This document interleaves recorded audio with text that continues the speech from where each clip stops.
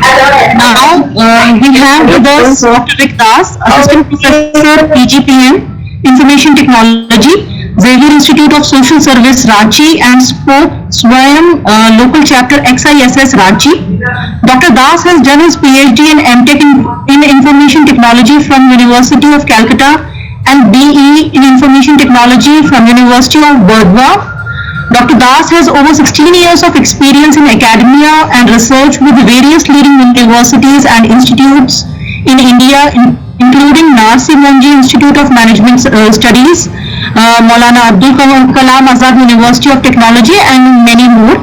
Dr. Das has carried out collaborative research with professionals from industry like Philips Canada, Cognizant Technology Solutions, TCS, and so on. Dr. Das has also filed and published two Indian patents consecutively during the year 2018 and 2019 and has over 24 international publications. He has also chaired sessions in international conference on machine learning and has acted as a resource person, invited speaker in multiple events and refresher courses on information technology. Dr. Rick Das runs a YouTube channel named Curious Neuron to disseminate knowledge and information to larger communities in the domain of machine learning, research and development, and open source programming languages.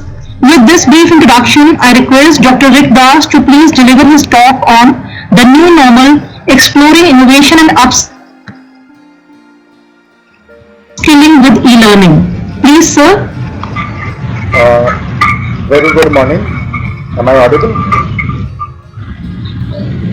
I once again request Professor Das to please deliver his talk. Very good morning. Am I audible clearly? Yes, sir, you are audible. Thank you. Respected Dr. H.P. Singh, the Program Director, respected Dr. Ashish Mani and Ms. Anjali Jain, the Program Coordinator, the participants, people from media, my revered co-panelists, a very warm welcome and good morning to this session on e-learning. I would like to express my thanks to Amity University for providing me with this opportunity to present my thoughts on current e-learning scenario. I am Dr. Rick Das and I belong to the program of Information Technology, Xavier Institute of Social Service, Ranchi.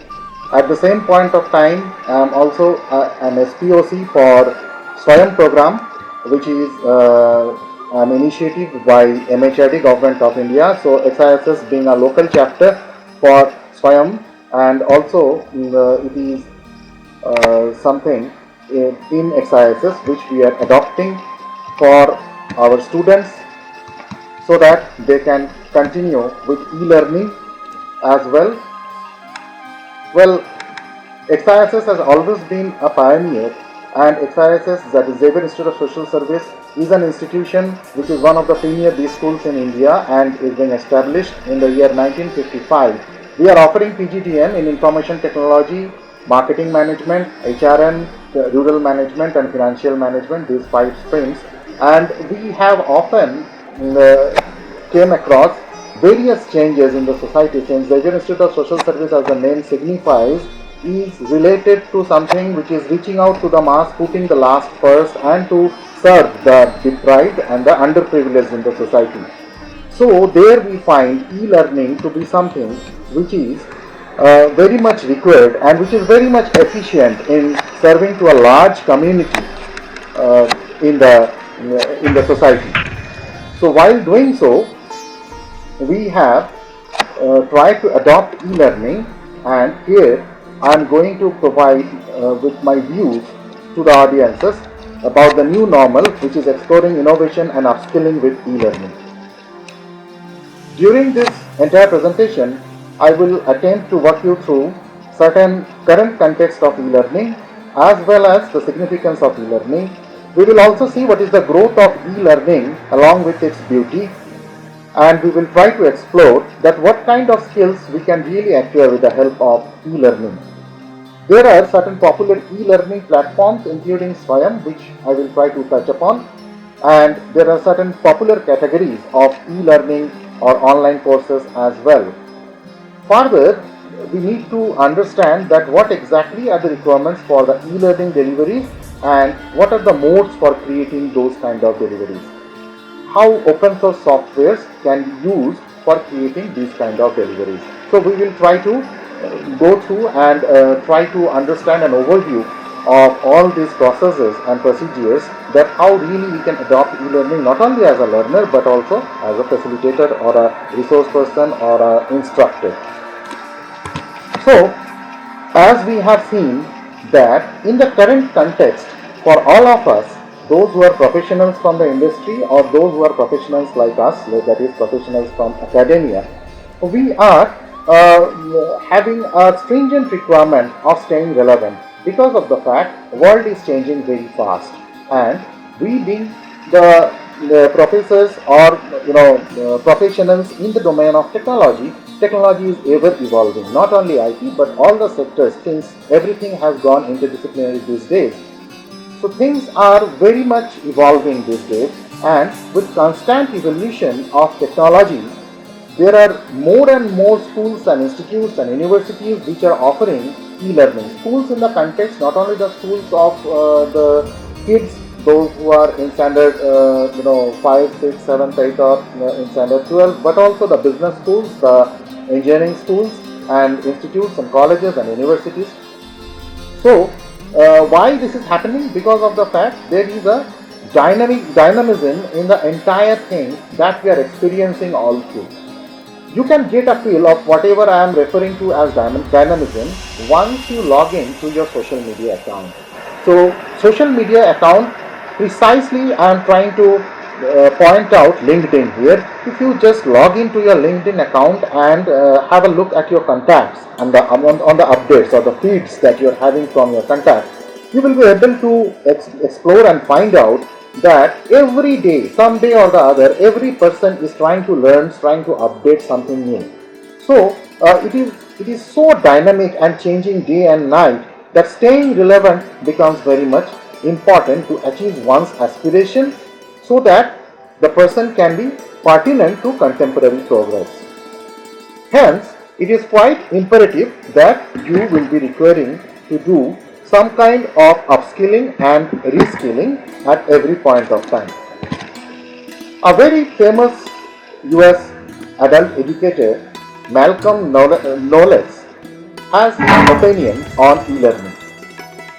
That's what I'm trying to draw an analogy, that is the Malcolm Knowles opinion on self-learning, how it is analogous to e-learning. So that is why I mentioned his opinion on e-learning. He has said these things, I mean, much days back, I mean years back in fact, but then how this is still relevant when we are talking about e-learning. He has said, or he has observed, that while we are doing self-learning is something where we require to take initiative on our own, and we may get assistance of others, we may not get assistance of others. This is also true in case of e-learning, where we are diagnosing our own learning needs and trying to formulate our own learning goals. In doing so, or in the process, we need to identify that what are the resources that are required for us. That is, what are the human or the material resources that will be required for learning and for evaluating our learning outcomes. Because as you can understand, in an e-learning scenario, while you are learning, so it is not always true, and in most of the cases it is not true that someone is sitting out there to evaluate you, that what is your progress, how well you are learning, that you yourself can only understand that how exactly or how good you are able to learn or internalize a particular concept that you are trying to learn with the help of e-learning. So that is what is the beauty of self-learning, that in self-learning through e-learning, you yourself are the evaluator who is always evaluating that what is your learning outcome. It is a very common saying that where there are gaps in knowledge, fear fills the void. The significance of this quote is there are certain kinds of scenario when we have genuine gaps in knowledge. Gaps in knowledge means someone may know something a little less, someone may know something a little more. That hardly matters. But then there should not be any gaps in the basics. of knowledge of any domain you are expert at or you are claiming to be expert at. Now what happens that there are people who are students, who are professionals, who make, come up and ask several kinds of questions based on their learning, or probably they are learning something new in which you are identified as an expert. So they may have some very, very basic questions, very basic confusions which they are asking you. Now if we as a provider have our gaps in knowledge, that is we are not getting our basics very clear, then what will happen? We will try to procrastinate. That is, we will follow different kinds of delaying techniques. That not today, maybe tomorrow, or we may deny with the help of our authority and position that you please don't always ask silly questions. Don't you know the basics? So this is what is the approach when there is a gap in knowledge and fear fills the. So it is the fear which is driving us to do procrastination or denial and ignorance. So this kind of a scenario must be avoided, and we must develop certain skills and get our basics very clear, while we need to avoid the fear that is there due to gap in knowledge. The kind of scenario that we are going through right now is something very unforeseen, isn't it? Because of the fact we have never, even 2-3 months back, even in January, we have never, might be we were knowing that there is a virus called COVID and it is there in China, but hardly in our wildest dreams we have ever thought of that it will come to our place, that is in India, and it will affect our life and probably change our lives for entirely for the rest of our life. So that is something unforeseen, and in this unforeseen scenario, all of us, including me, you and everybody who all are there, the participants here, as well as who all are not even participated here, all of us are experiencing a huge change in our life which is unforeseen, and e-learning or probably adopting this kind of a platform is also one of its kind that we are facing in our lifetime, because we never have thought that entire delivery process or Hello, am I audible? Hello. Sir, you are audible. Someone unmuted his mic. Okay. You carry on, sir. Yeah. So we have never thought of that this kind of a scenario will come, and we need to adopt these kind of e-learning kind of a platform as a part of our life. That's what I have mentioned right in the beginning as a new normal, which was not normal to any one of us. So we need to be adaptive, very much adaptive, and the ability to adapt and learn is the key to face these kind of unforeseen situations.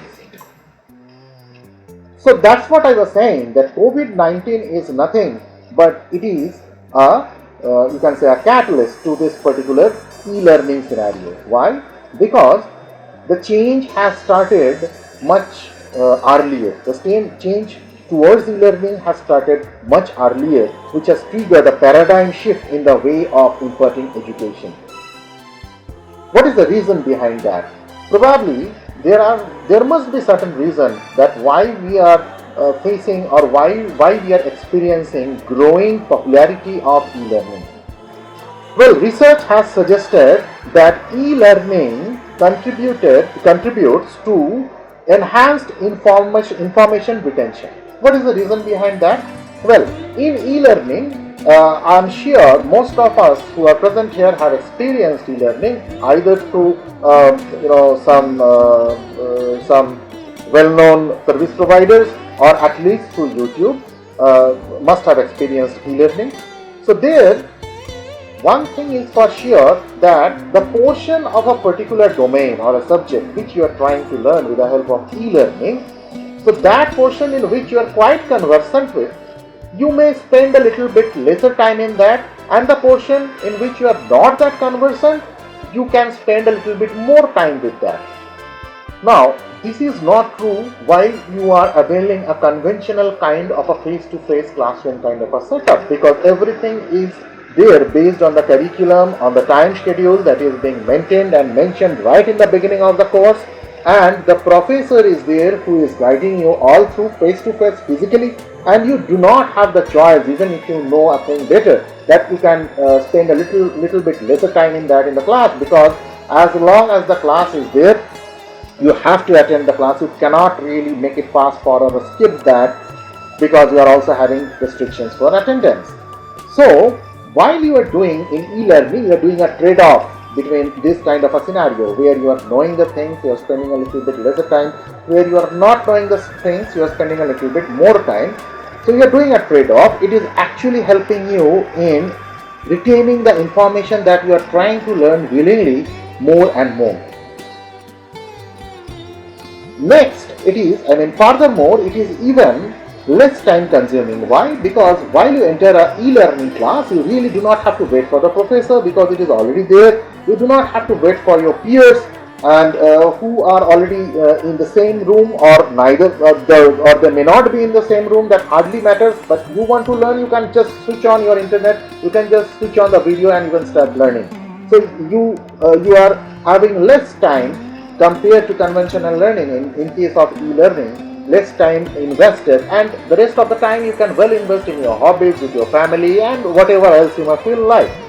So these are the two things. Apart from that, I would also like to mention one more important facility or significance of e-learning, for that matter, is that e-learning is contributing in resisting environment pollution. How it is being done with the help of e-learning? Well, while you are doing e-learning, in most of the cases, the professors or the students, they are not supposed to commute. You are sitting back. Right now we are arranging this, or we are interacting through this webinar in this FDP. So none of us has traveled out of our houses, or none of us have gone to the university. Nowhere we have gone, and we are sitting at our residence and we are having this. So we are not really creating the pollution to the environment with the kind of commutation means that we use, that is buses, vehicles, two-wheelers, four-wheelers, whatsoever. Hence, e-learning for this reason is often called green learning. As you can see from this graph, that how Indians have increased their revenue or earning from e-learning starting from 2010 till 2030, and the figures all are in millions. So you can see it has started with a very humble figure, that is in 2010, and it is projected, what is projected in 2030. So this study shows that how the curve is continuously growing. An overall market of online education projected to reach $350 billion by 2025 if the growth is going on like this. So during this lockdown period, all of us have experienced that how useful or how meaningful to our lives can be the language apps, the virtual tutoring, video conferencing tools, or online learning softwares. That is why we are using it, and we are trying to adopt it more and more, so that we can keep this as a tool. We can use this as a tool to keep our lifestyle normal, to keep our lifestyle going. Hence, this is very much important to be observed, and this is very much significant to be observed, that how e-learning is changing the way we live our life. We cannot really deny the significance of YouTube, isn't it? Whenever we would like to have some kind of a narrative, kind of an understanding, we often visit YouTube and try to find out that what is going out there. So we really cannot ignore the influence of YouTube in our lives. But then there is a little catch. We must take the contents of YouTube with a pinch of salt, because of the fact in YouTube anybody and everybody can upload. So it's not always true that some authority in a particular domain is uploading in YouTube and you are trying to learn out of them. It is anybody and everybody who would like to have a YouTube channel can upload. That is why more and more academicians, more and more professionals from the industry and authorities in particular domain are being invited to upload their videos in YouTube.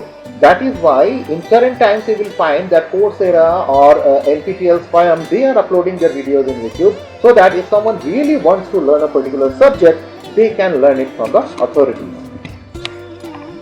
So there is a beauty in e-learning.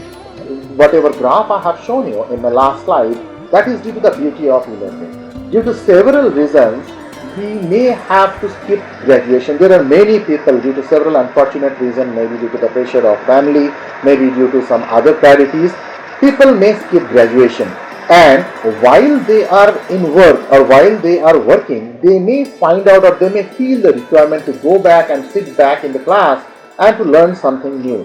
Why? Because there is a specific reason. It is quite obvious that to get a job or to pursue a job, you really require a degree or certain kinds of skills at that point of time. But while you want to stay relevant to the workforce, that is true for us as well, that is those who are the professors. It's not that you have done something in your colleges or during your PhDs and you are carrying on the same thing over and over again throughout the year, throughout your service career until your superannuation. And this is not really embraced these days in the colleges and universities, progressive universities like Amity, where I am presenting right now, or even in other places, that you really have to change, you have to reskill so that you remain relevant to the workforce, because students these days, professionals these days, we have to interact with everybody, are very smart and they are very updated. So they are having updated queries, and if we ourselves are not updated, then how can we really address their queries, address their confusions? So that is why that is where the beauty of e-learning starts, because even at any point of time, at any age, we can go and join e-learning. Nobody is able to recognize us, nobody is laughing at us or looking at us and saying that, see, this fellow has joined now and what this fellow was doing years back. So there is no peer pressure, and you can just join and you can have the fun of learning with the help of e-learning. Thus, there is an emerging hybrid model where you may have to visit the face-to-face class probably for a couple of weeks, and the rest of the entire course you can carry out online. So this is the beauty of e-learning, which is making it more and more popular to the mass, to the society. We will now try to explore that what are the skills we really acquire with the help of e-learning. What precisely I am trying to say by saying that what are the skills, we will try to find out that is it really only the domain skill on which we have registered that we are learning from e-learning or something else. Let's see. With the help of e-learning, it has been said that we develop strong problem solving skills. Why? Because while you are adopting e-learning, you are becoming a self-learner, and it is providing you with the ability to identify the problems of the bottlenecks. Because trust me, whenever you are doing e-learning, you must have experienced that it's not that easy, that you are having your query and you are facing bottlenecks and you are getting it cleared right at the beginning or just with the blink of an eye. It's not like that. You need to face your bottlenecks, your queries, your problems on your own, and you need to reach out to people that really break the silos, that really break the information island that we are living in usually. So once you are having the query, you do not have any other way but to reach out to your colleagues, to someone who is operating in that particular domain, or to search or browse the internet, which will of course enhance your capacity to understand that how the internet actually is being browsed, and you will try to find out solutions. You are not being provided with a ready-made solutions which is making you self-confident, and you get to learn that how to actively look for solutions instead of having solutions brought to you. Moreover, you can easily adapt to change in the environment due to ability to learn fast, because you need to keep pace with the delivery in the e-learning platform.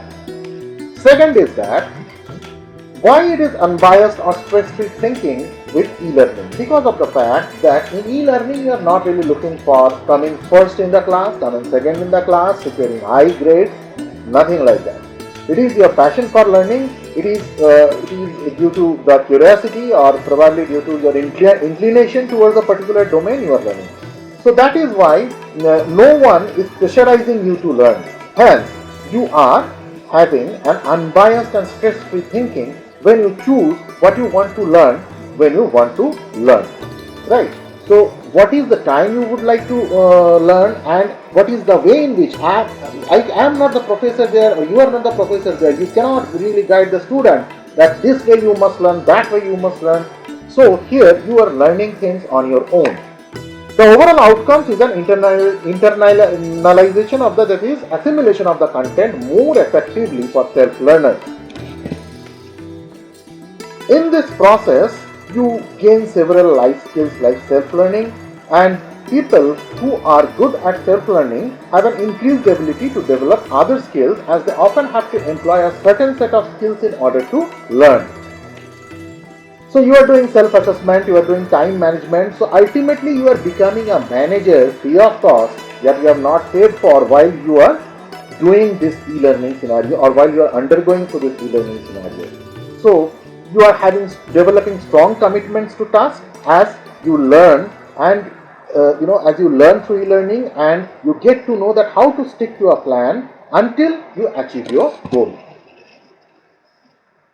Thus you experience meaningful learning since the drive has came from within, and you are actually trying to internalize things with a meaningful way of learning, and you have a clear purpose that what really you would like to learn. Nobody has created a compulsion on you. There is no compulsion of the university or the course or the syllabus of your guardian. It is your own internal drive that is making the learning meaningful, and additionally you are inclined to search deeper information about a topic, since you are not just learning for the sake of learning. So that is also a trait you are developing as a researcher, that is also very much required in our profession as a professor, and also in the new disruptive trends that is there in the industry these days. That what are the traits you develop as a researcher? E-learning unknowingly is helping you to search deep for a particular topic which you are trying to learn, which is one of the significant traits for any good researcher. Thus, the curiosity of learning is a great part of e-learning, because you are doing this, or you have subscribed to e-learning because of certain amount of curiosity you are having. Probably you might not have cleared this curiosity during your undergrad, during your postgrad, or maybe during your PhD even. So that is why you have got into e-learning, and the learning becomes really no more a traditional classroom but an adventure for you, that what next, what will I learn. So you see the kind of curiosity has been created within you as a learner, which you have never experienced earlier when you might have visited the traditional classrooms. And so things are more traditional there, more kind of usual there, conventional there, but here every day you will find some kind of an adventure in case of e-learning. So that is why it's not that you can spontaneously learn it. You need to be ready to learn. You need to be physically ready. You need to be in right frame of mind, and you need to be mentally ready to learn, because you will face lot of challenges, as I have mentioned right now. Due to this e-learning scenario, you will face lot of challenges, and these challenges which you are facing, you need to solve on your own. So that is why you have to be in right set of mind and right frame of mind, and you have to be ready to learn. That will keep you on track even when your motivation is bit low, because there is no motivator sitting just beside you, just like any other conventional course. So you have to self-motivate yourself. The self-motivation is very much required in life so that you can move forward, because the reason being that self-motivation is highly required. The reason being that you are trying to learn on your own, and no one is there to help you out while you are learning. Thus, as you can see here, the e-learning scenario is really teaching you certain kinds of life skills. This particular lockdown period, which we are facing right now, this is lifetime opportunity to many people, and that's what is the mindset of the learners these days, because there are professionals, there are academicians, there are students who might not have thought in their wildest dream that they will get a chance in a lifetime when they will get an uninterrupted period so long for 2-3 months.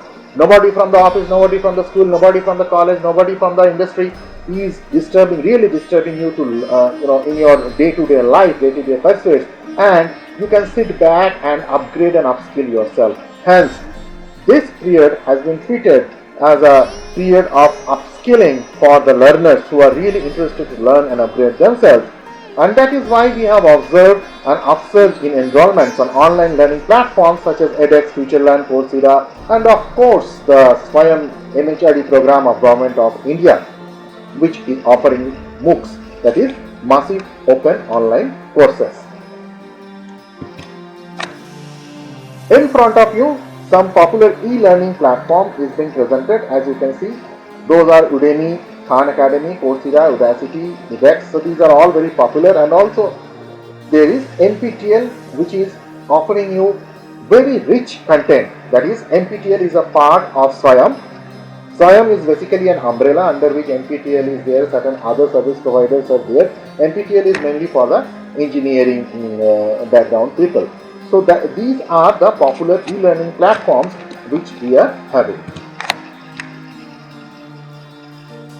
Being a SPOC or single point of contact for Swayam, I would like to portray in front of you certain benefits of Swayam which you will hardly get if you are with some other service provider. This benefit is only provided by Swayam. I am demonstrating it in front of you. So what is the acronym for Swayam? It is Study Waves of Active Learning for Young Aspiring Minds. This is a program, as I have already said, is being initiated by Government of India, and it is being designed to achieve certain cardinal principles of education, which is access, equity and quality. Access means we in Swayam are trying to ignore or trying to make irrelevant the digital divide. So everybody can have access to quality content. There must be equity in that access. So someone is rich, someone is poor. There should not be any this kind of divide while it comes in terms of knowledge, in terms of education.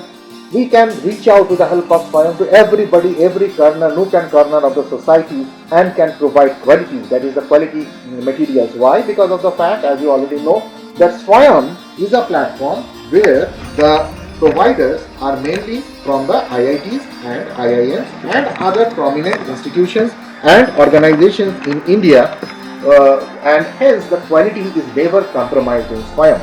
Thus, it seeks to bridge the digital gap and to reach out to the deprived. That is totally in line to the motto of Xavier Institute of Social Service, which is putting the last first, right, and which is reaching out to the underprivileged or the poor in the society to serve them and to bring them in the mainstream of life.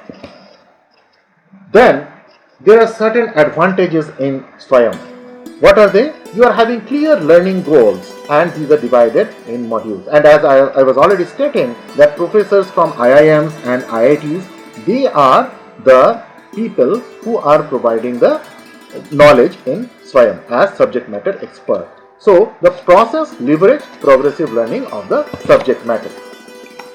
You on your own can decide which subject you really want to learn through Swayam. There is a plethora of subject is being offered in Swayam, and as you can see, this platform is so much effective that it is designed or it is curated to suit the style of learning that you prefer, and the lectures and assignments are based on recent tools and techniques, and it will provide you the chance to learn the same subject from different angles. So if someone in your institute is adopting or getting subscribed or registered to Swayam on a subject which you yourself also offering in your university, it's not that the person cannot learn it from Swayam, because on the same subject you can have different perspective which actually stimulate the growth and the depth in knowledge, and that is why you are getting several perspectives of a single subject while you are getting enrolled with Swayam, and this makes it easier to grasp the underlying concepts. That is, there will not be any knowledge gap, which I was mentioning in the beginning inception of my presentation,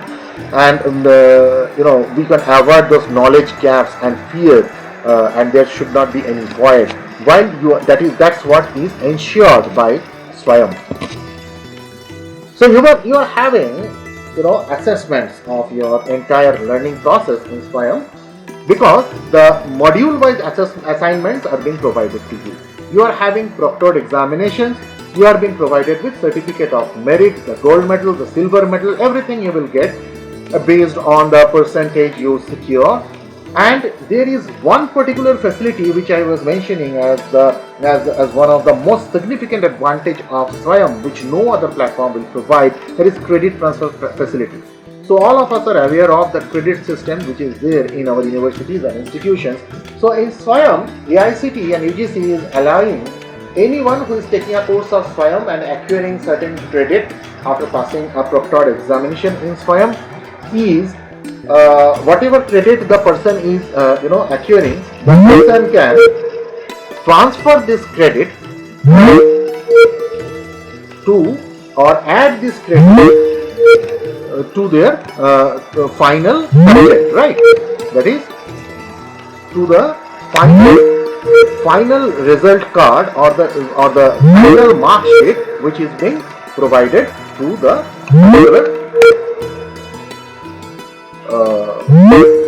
student. So we are back. Am I audible now? Okay. Yeah. Am I audible now? Yes, yes. Yeah. Yes, sir. Okay. Yes. Okay. So I was talking about the credit transfer facility, and in this credit transfer facility, whatever credit you earn from Swayam, you can add it to your merit card or to your final results. Up to 20% credit addition from Swayam examination is allowed by ICT and UGC. That is what, and even if you go abroad to study, so you can also claim this credit and you can also add this credit. That is what is being agreed upon by the universities abroad as well for courses done from Swayam, which you pass with the help of proctored examination, which is the mark of quality in Swayam. What do we understand by proctored examination? In Swayam, you cannot really sit back at the ease of your home and can appear for any examination. While you are appearing for any examination with the help of Swayam, what you need to do is that you need to enroll for the register for the examination, and then you need to visit the nearest examination center that is being allotted by the Swayam authorities. There some invigilation will be there, some invigilators will come and will invigilate while you are appearing for the examination online. So that is what is the beauty of the proctored examination. And for your information, the entire Swayam course, if you register, is free of cost. It is totally free of cost. If only you want to register for the examination, you need to pay 1000 INR. That is what is the standard cost till date. But then, if again you are belonging to some kind of financially underprivileged kind of a person, then you can have your fees waived off totally, or even you can pay half the fees. So there are several facilities you can explore through Swayam. I am showing you some of the statistics for Swayam. That is the NPTEL impact and infrastructure that you have. That NPTEL is currently having 9 million plus views and 2000 plus courses which is running in NPTEL.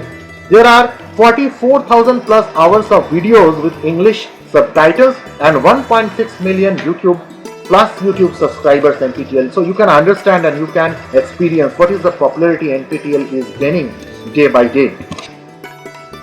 This is what I was talking about, the online certification or the NOC, NPTEL online certification. This is what is are the figures since 2014. As you can see that the course available on Swayam are 2000 plus completed courses. And there are 1 crore plus enrollments in those courses which are the completed courses uploaded in Swayam.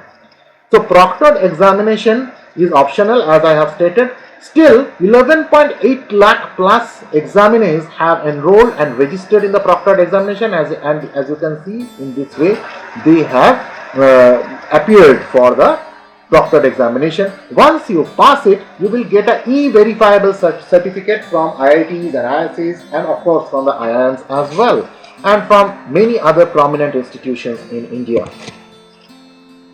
So as you can see, the enrollment statistics since March 2014, it has started with 3033 and it has crosses 3 lakh. The figure has crosses now, and as you can see that how it has grown over the years. So these are the different components of the MOOCs which are being offered through Swayam. That is, there is a course content which are the video lectures, there are assignments, objective, subjective programming, and then there are test transcripts and lab demos, and there can be live interactive session with the faculty as well. and you are having discussion forums where you can have peer-to-peer discussion on a particular topic which you are trying to understand or which you have enrolled for. These are the different disciplines on which proctored examination and then industry, engaging with the industry or engaging with Indian authorities, UGC, AICTE, and engaging with colleges through NPTEL local chapters.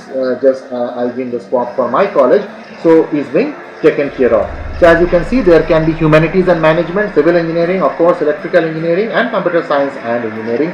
These are the different things which are there in your SWAYAM offerings, and these are the different areas which are being covered. So you can see you can get a full package there in SWAYAM.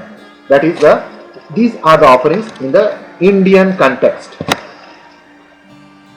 So this is what is the discipline wise breakup. You can see that for biotechnology, computer science, electrical engineering, mechanical engineering, what is the discipline wise breakup, and who all are the offering institutes. Those are the IIT Madras, IIT Ropar, IIT Bombay, IIT Delhi, and several other institutes and prominent institutes, and there are IISCs and IIT Guwahati, IIT Kanpur, IIT Kharagpur. They all are offering, and the number of courses they are offering. And this is such a huge number and such an impressive, those numbers are such impressive that we really cannot resist but to get enrolled and attracted towards the offerings of SWAYAM. This is what is the learner's profile. Those who are enrolling in SWAYAM, that how what is the percentage on which people are enrolling. So 19% are the faculty. Why? Because SWAYAM is offering something which is faculty development program or FDP, online FDP. You can sit back at your home and you can attend the entire FDP on very important subjects. They are offering FDP. So there are courses which are being offered in SWAYAM, and at the end it is written that it is an FDP course approved by AICTE.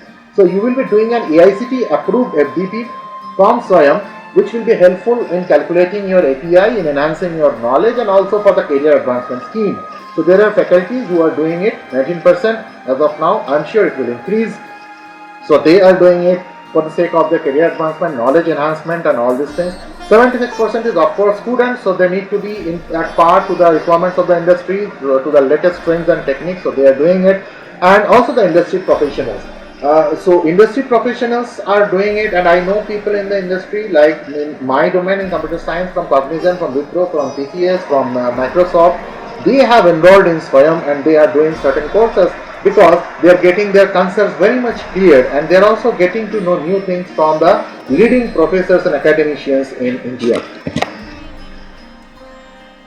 There is a new concept that is being launched or introduced by SWAYAM very recently, that is domain certification. So you can have a bunch of subjects together from computer science, civil engineering, electrical engineering, and mechanical engineering. So what is this?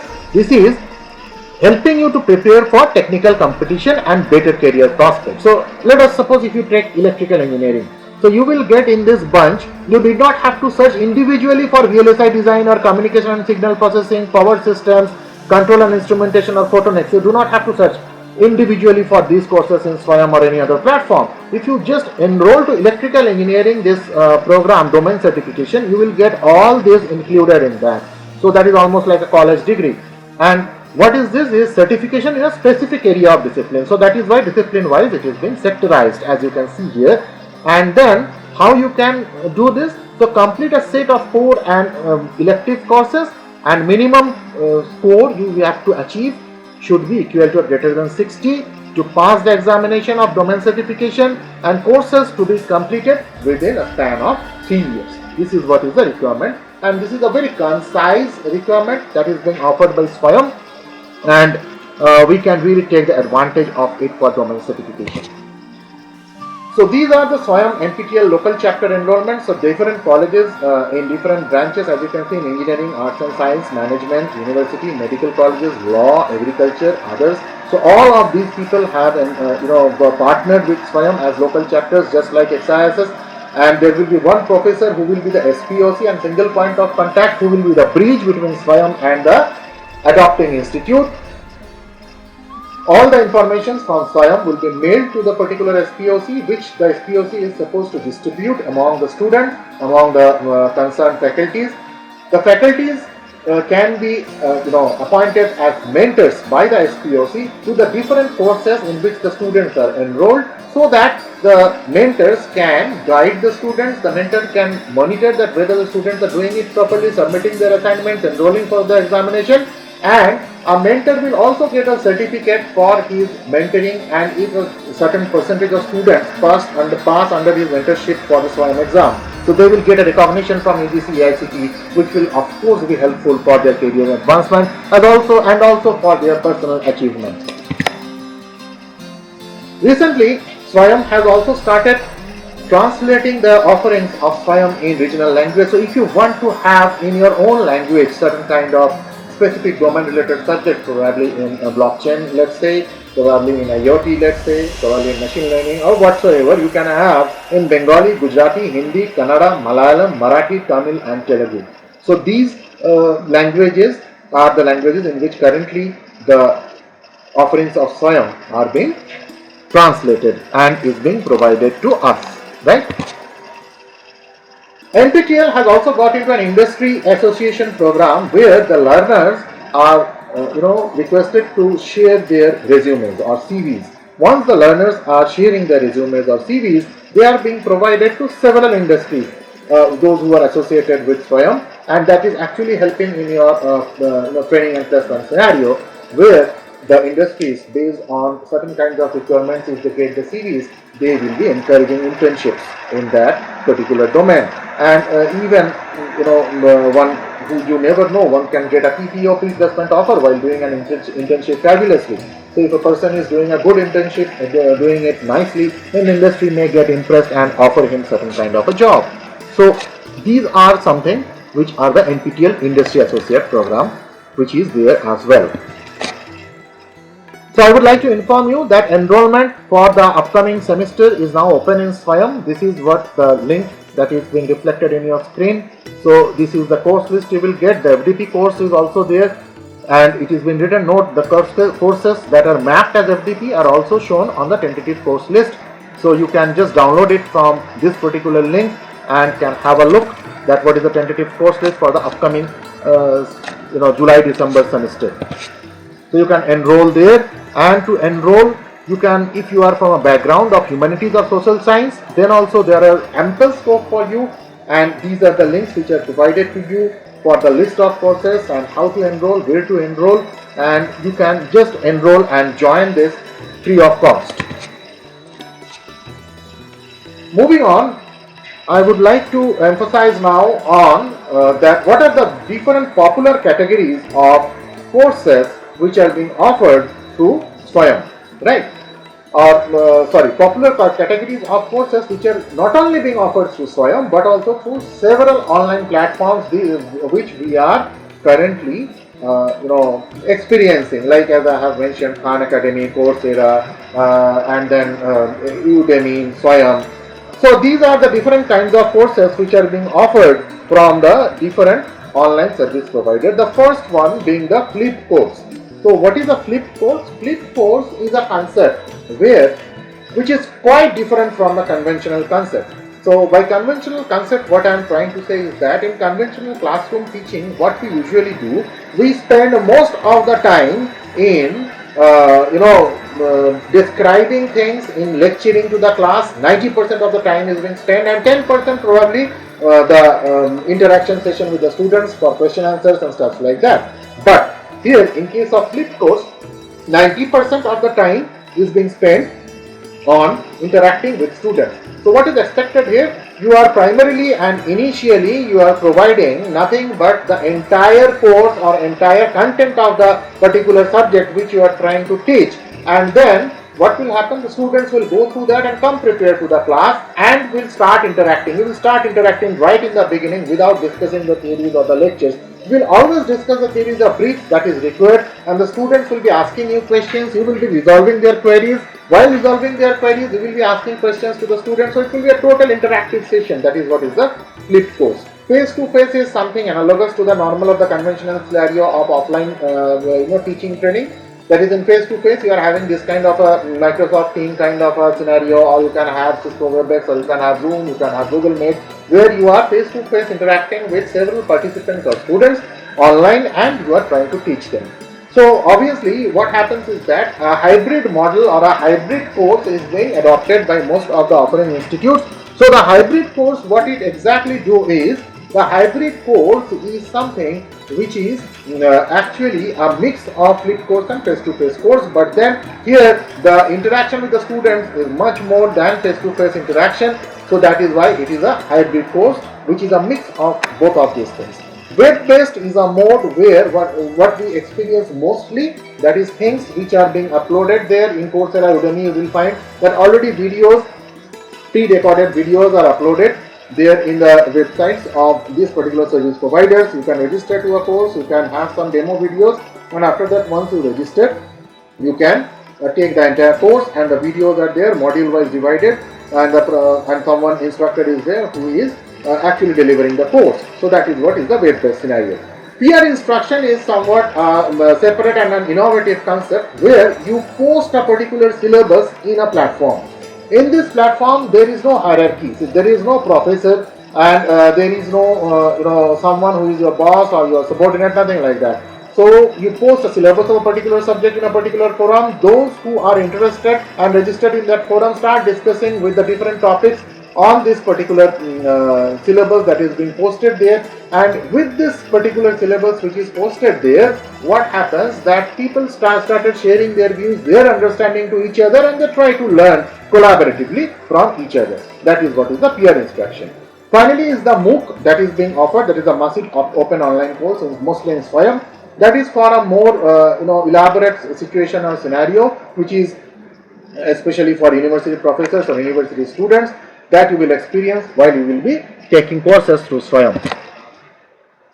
While so far so good, that as a learner you enjoy certain things in e-learning, and much more acquainted you get to e-learning, or much more conversant you get to e-learning. That is so good to listen, that is so good to experience. But then at the same point of time, for people like us who are in this profession, are also supposed to be facilitators at times, also supposed to be instructors at times, and where lies the pain points. Now this is what is that you enjoy as a learner, although you enjoy, but then preparing the materials for your e-learning is not that easy. It is something which is a significant portion of infrastructure is required. So now the infrastructure is not that you require some kind of a hardware, a cell phone, or your laptop will do, that is fine. But the mental infrastructure as well as the software infrastructure, and specifically a strategic infrastructure is required for that.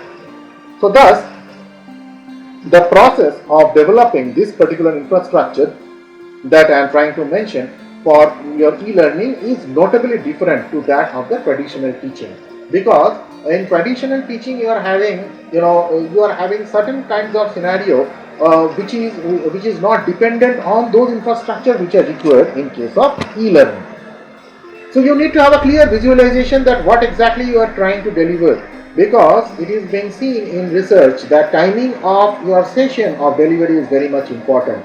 In case of e-learning, if you go on delivering for 2 hours, 1 hour or 1.5 hours on the go, you never know whether your student is sitting in front of the lecture or not, because it is being seen with the help of research, as I have already stated, that one cannot really concentrate to a particular research more than 5 to 6 or 5 to 8 minutes, something like that the value is.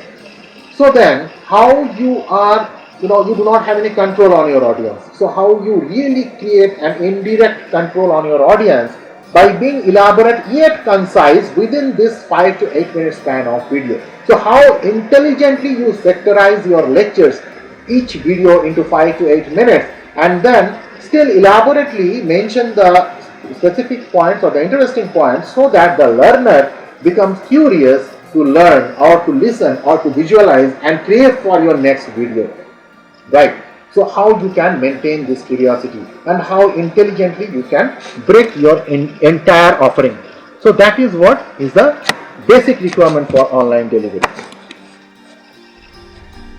This is one particular thing which I have said, and another important thing is the sound quality. The sound quality has to be really good. You have to be free from any external or background noise, because you have to deliver it with a quality. So that is why you have to have a very good sound quality, and you have to eradicate any sort of noise in the sound that is being there. So that is why you have to be very much careful.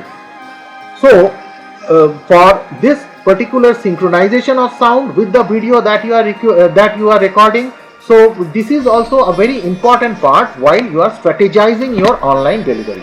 So what are the modes of creating the online content?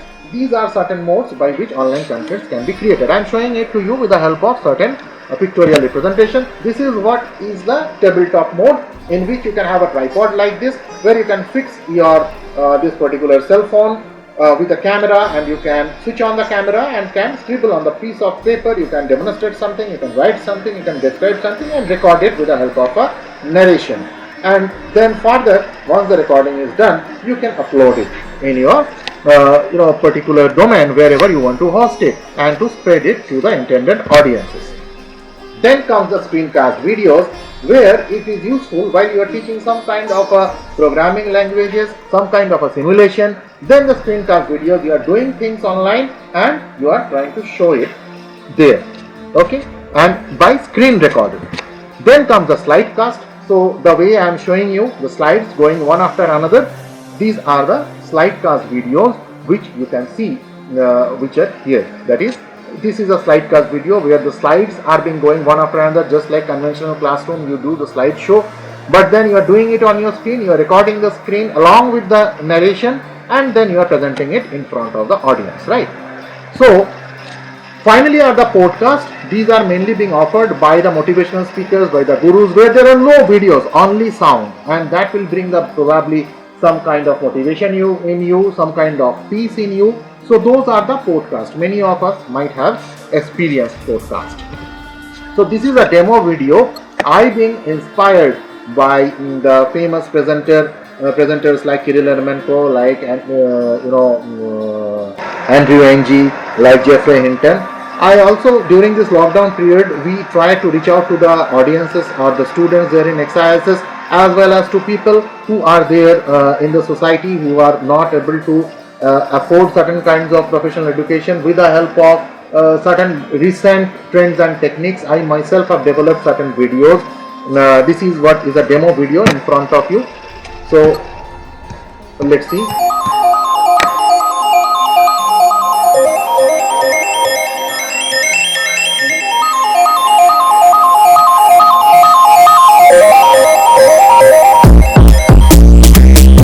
Hello and welcome to my channel.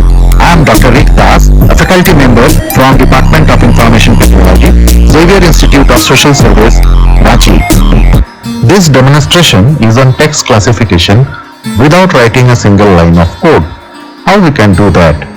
I have got certain examples for that. I am going to show you. So, what do we understand by text classification? By text classification, what I mean to say is that inside a text, or while we are having a text string, after that we can have certain kinds of classes associated with that text. The classes can be binary or it can be multi-class. Now, if I am talking about binary class for this particular demonstration, then the binary class can be yes or no. I am showing you one example for this. Let's say this particular Excel sheet which I have opened in front of you comprises of two different columns. One is document string, another is class. What is there in the document string? The price of crude oil has increased significantly. Just to show you the example that how I have developed it, and this is what is my own YouTube channel, which is named as Curious Neuron. So if you really want to have a look at how I have created certain kinds of videos, and this is what is the link that is being shown in this particular slide that is being given at the end. So you can click on this link and can directly go to my channel and can watch that almost 24-30 videos I have created on this channel, on research, on different research techniques, finding out good journals, and then probably on machine learning and how to do machine learning without knowing a single line of code, and even for certain kinds of Python programming.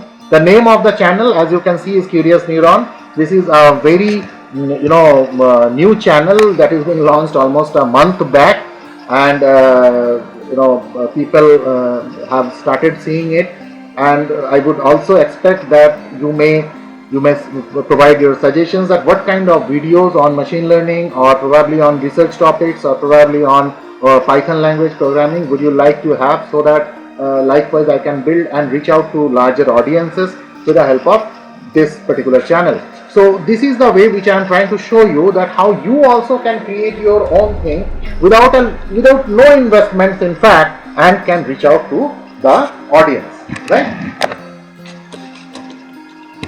After this, there are certain advanced modes, which is talking head videos, overhead videos, and animated videos.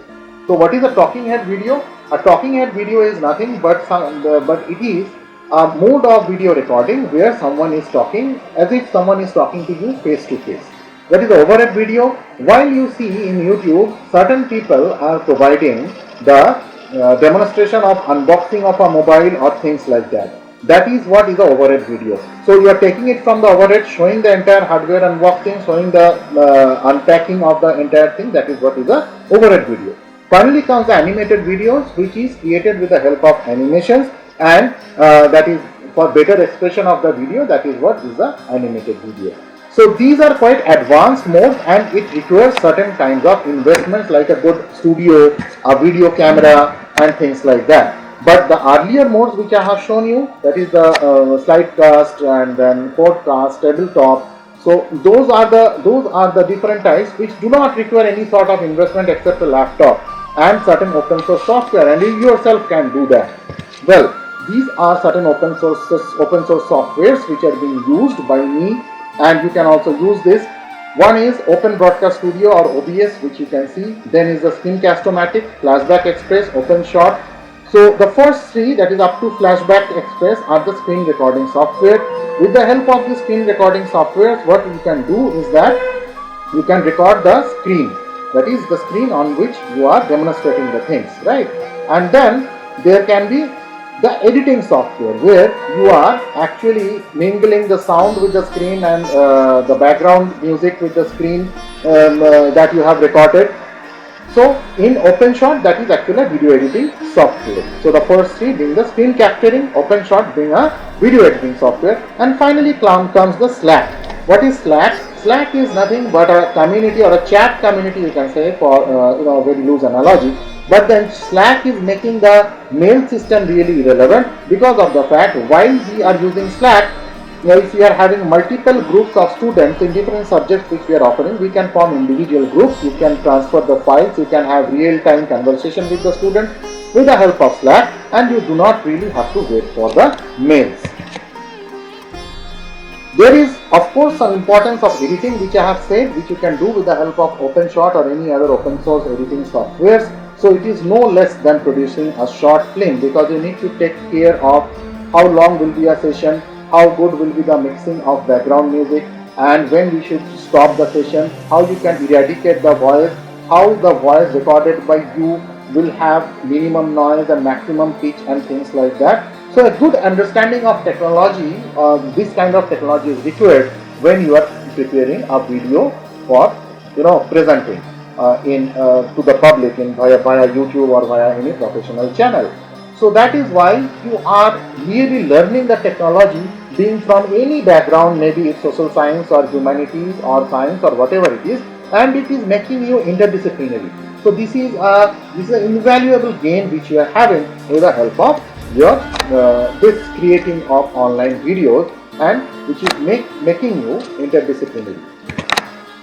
Thus, the disruption that we see with the help of e-learning, and that we embrace with the help of e-learning, is something which is making the entire teaching learning process an experience rather than a monotonic process.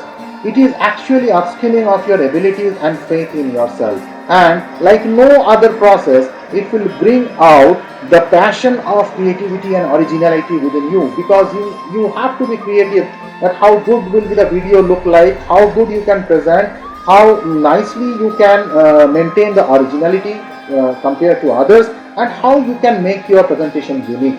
Thus, you really become a professional with a difference, and you become at the best of your creative self. Thank you very much. Thanks for your patient listening, and I express my gratitude to Amity University for providing me this platform. Thank you very much. Thanks. Thank you, sir. HOD sir is here. So I request HOD sir to please thank our speaker. Thank you very much, Dr. Rigdas, for such an informative and a very wide coverage of e-learning. Thank you very much. Thank you. Thank you. And we look forward to host you physically in Amity University in near future, Thank you. as and when the condition permits us.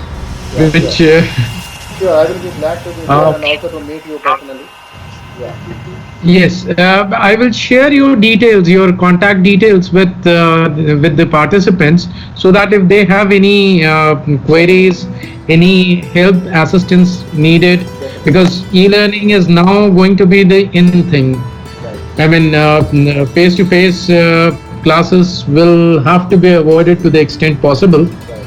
So in such cases, generating content, and every institution, every program has its own personality, own flavor. So whatever is available on the net or on portals like SWAYAM will have to be tailored to the local requirements of specific institutions and specifically to that particular course. So in such cases, we may need your assistance and guidance. So thank you so much for a very informative talk. Thank you. Thank you. Thank you, sir. Thank you, sir. Thank you so much. With this, we come to an end of session of second day of our FDP. We all will be meeting again on the same portal tomorrow as per the FDP schedule. So I request you all to please leave the session and have a good day. Thank you, everyone. Thanks for watching my channel Curious Neuron, enhancing skill sets.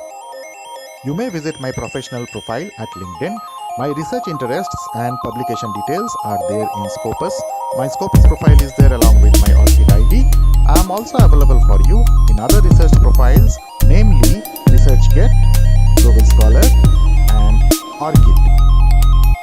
You can get in touch with me for industry academia collaboration, for faculty development programs, for management development programs, for invited sessions and lectures, collaborative research, consultancies, ESD supervision, patent ideas, research writing tips, career guidance suggestions, and many more such academic activities. You may ping me at rigdas78@gmail.com.